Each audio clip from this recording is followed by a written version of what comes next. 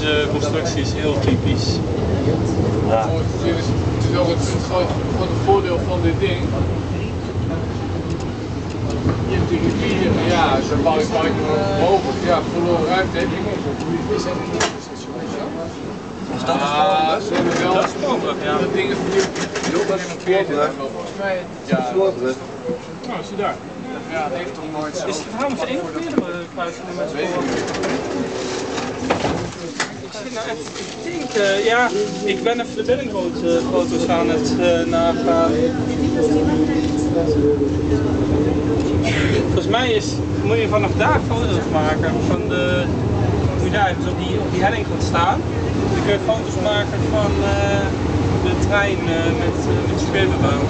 Moet je natuurlijk een beetje mazzel hebben dat ze op het gelijke moment voorbij komen.